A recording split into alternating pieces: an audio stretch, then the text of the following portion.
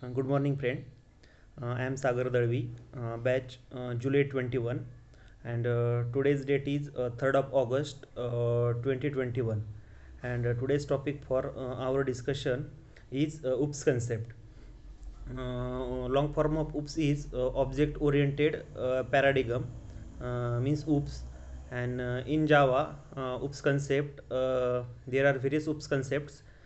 For example, classes, object, abstraction, data hiding, encapsulation, polymorphism, has a relationship, is a relationship, and various types of classes. Let's discuss one by one. The first one is classes. Literature define class as a prototype, which is a logical entity whose real world entity is object. Means after instantiation of a class, we get object, which is a real world entity. And object has two kind of property. First one is a data member, and a second one is member function. So that's all about object and classes. The next OOPS concept is abstraction. uh, Standard literature define abstraction as a hiding the internal implementation and highlighting the set of services is called abstraction. The real life example of abstraction is, we can say that human body works at abstract level, because from the common man's perspective, he don't know how human digestive system work, how neural coordination take place, how muscles work, how skeleton works, but still all functionality are there with every man. So we can say that a human body works at abstract level. And in programming, we can achieve abstraction by using two way. The first one is abstract class, and second way is by using the interface. When we use abstract class, then we can achieve 0 to 100% abstraction, and when we use interface, we can achieve 100% abstraction. There are some advantages of interface, because we can achieve the uh, multiple inheritance by using the interface. So it is recommended to use interface as far as possible. And by using the abstract class, we can achieve also the same thing, but in abstract class there may be some concrete method which is not possible in the interfaces. So the next OOPS concept is data hiding. Data hiding means data member of a class not possible to access outside the class, and we can achieve a data hiding by using the private access modifier. For example, let's take a student class whose instance variable are int id, string name, and int mark.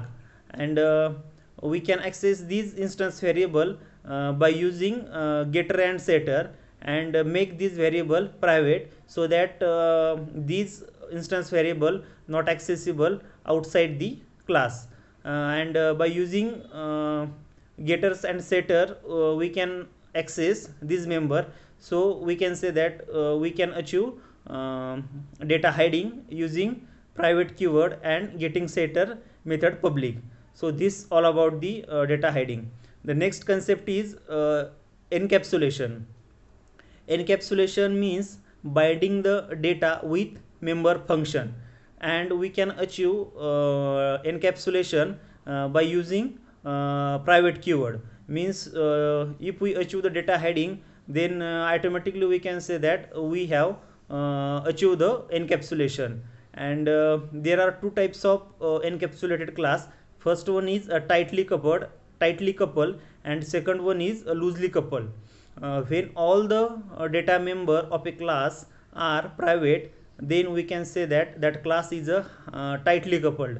And if any one of the data member is not private, means other access modifier or specifier use, then we say that that class is not tightly coupled, means that a non private member can be accessible outside the class, outside the package, but in the same project. So this all about the data hiding and encapsulation. The next very important concept in OOPS is inheritance. uh, Inheritance means deriving the new prototype from the existing prototype is called inheritance. The new prototype or derived prototype is called child class, and the old one existing prototype is called a parent. Inheritance is also called a relationship. The example of inheritance is we use thread, or we create thread class object, and that thread class object we derive that thread class from the thread class or runnable interface. Means by using the runnable interface or thread class, we can derive the new child which has the same property or characteristics of the parent. Means we can say that inheritance is a relationship, and there are multiple types of inheritance. For example, a single inheritance. In single inheritance, one child and one parent scenario is there. Multi-level inheritance, the child has a parent, and parent is a child of another class. We can say that that is a grandparent. The third one is hierarchical inheritance. In hierarchical inheritance, there is one class and multiple child classes.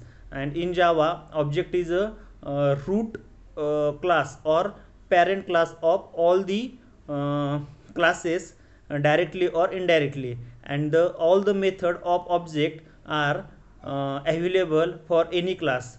Some of the method of object class are uh, toString method, hash code method, wait method, notify method, notify all method. These are the methods of object class.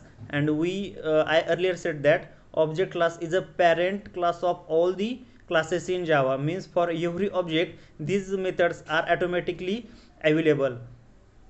These methods also play very important role while coding the program. And the next inheritance concept is, we can say that object sorry a child object cannot hold the reference variable of parent, but parent class reference variable can hold the object of can hold the reference of child object. For example, suppose there are two classes, class P and class C, and class C is extend the class P. Then when we create the object of class C and assign that reference variable to the class P, then it is possible to hold the parent class reference variable of child class object.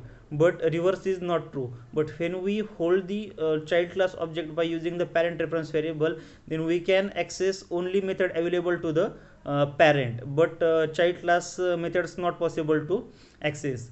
The next concepts of OOP is polymorphism. The name polymorphism means poly means and morph means many form. So we can say that same name and different properties is possible in Java. For example, suppose we have to perform addition of integer types of variable, float types of variable, and byte types of variable, or short types of variable. Then it is possible to write down only it is possible to write down the same name function with different types of argument. For example, when we write down add, and the parameter for that is int, and another method add float, then it is perfectly possible in Java, which is called as polymorphism. The next concept in OOPS is method overloading and method overriding. Object In object oriented programming, method overloading and method overriding play important role. Let's take one example. Method overriding comes in picture while in inheritance, and method overloading is come in picture whenever there are the similar name of method but different types of argument. So that's it for today. We will meet in soon. Thank you.